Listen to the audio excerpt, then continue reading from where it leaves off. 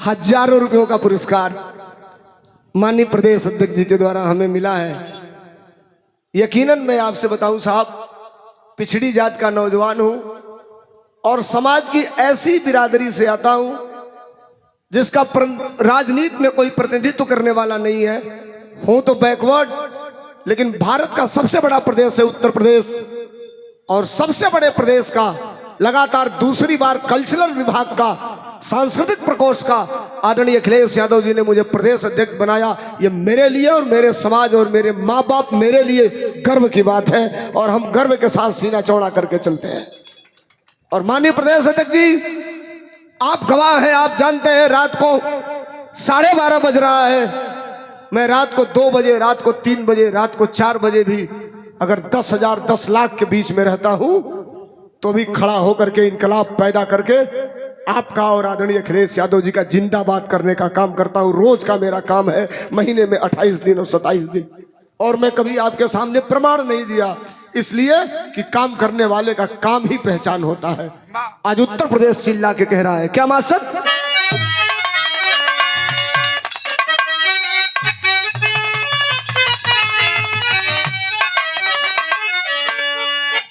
ये हम नहीं कह रहे, उत्तर प्रदेश का आम आवाम कह रहा है। एक ही लाइन सुनिएगा जरा, कैसे मास्टर? अरे तू हरे भरोसे बाटे, अरे पीड़िया कन्हैया ये अखिलेश भैया।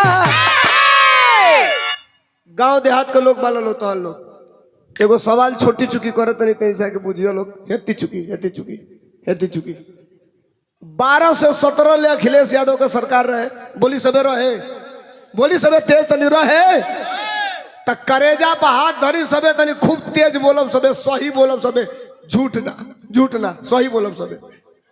अखिलेश यादव की सरकार में यूरिया खाद बोरा में को किलो मिलत रहे? सब जनी ना बोलो झूठ को बोलवा देता ना खूब तेज, हम सही को बोले के कहते तो नहीं खलो बोलत, आ गरीबा तो कहता लो सरकारें नहीं बनत, बोले के पड़ी। अखिलेश यादव की सरकार में यूरिया खाद बोरा में को किलो मिलत रहे? आयोग को किलो मिलता? क्या 45 बोल दिया मेंबर तो पुरान माल वाला में वो गड़बड़ी है बा कि हमनी के बुझत तो लूट के लेके भाग जाता लो सब। मिला था 40 किलो है, कहता ना 45 किलो, वो पुरान माल हो 45 किलो वाला, अब 40 किलो मिला था अब। अच्छा तो अच्छा ये बताइए सबे, 10 किलो खाद कम हो गई, खादी का दाम कम भइल, दाम यानी बोली सबे दाम कम भइल ना भइल, यही है बढ़ गई ना। तो ई बताई फिर खदिया 50 किलो चाहता नहीं सब है, आप चाहता नहीं क्या चाहता नहीं, हाथ उठाई सब है। तो ई खाद 50 किलो हो ही कब? जब उत्तर प्रदेश में अखिलेश यादव अब पीडीए के सरकार बनी तो बनावल के चाहता नहीं, हाथ उठाई सब एक बार, दोनों हाथ उठा करके धन्यवाद, थैंक यू। अब आई सब गाना सुननी कैसे?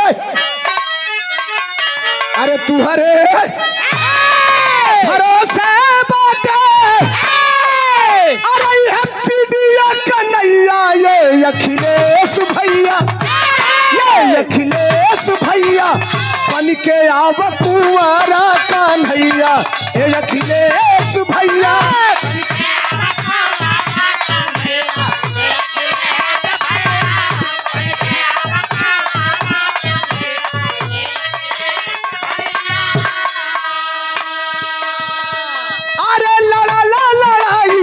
भाजपा से हल्ला बोल के,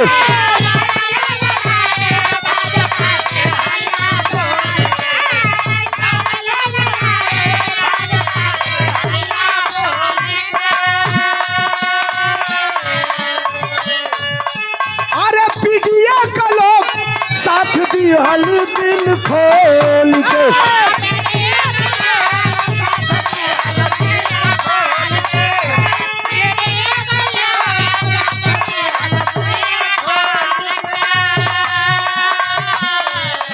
अरे आरक्षण विरोधियन से, आरक्षण विरोधियन से लड़ा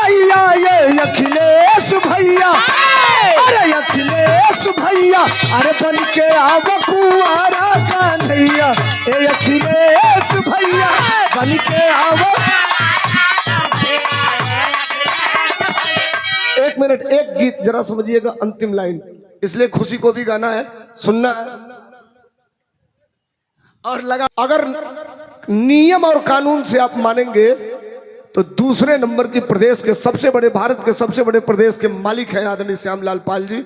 और धर्मेंद्र सोलंकी जैसा छोटा कलाकार जब गाना गा रहा है और रात को 12:30 बजे बिना बताए आकर के बैठ करके बिरहा सुन रहे हैं, ये मामूली बात आप समझ रहे हैं? यही समाजवादियों की पहचान है। एक बार उठाइए दोनों हाथ और जोरदार तालियां बजा करके स्वागत करेंगे आदरणीय श्यामलाल पाल जी का। ये समाजवादियों की पहचान है। एक लाइन, ए नौजवान भाई लोग, एमे केकर केकर लइका इलाहाबाद पढ़ेला, चाहे दिल्ली पढ़ेला, चाहे रउरा बाहर भेजले वाली पढ़े खातिर, तेरे हाथ उठाई सब बेटा। जे भेजले हो के उ 10 लोगों के, 5 लोगों के,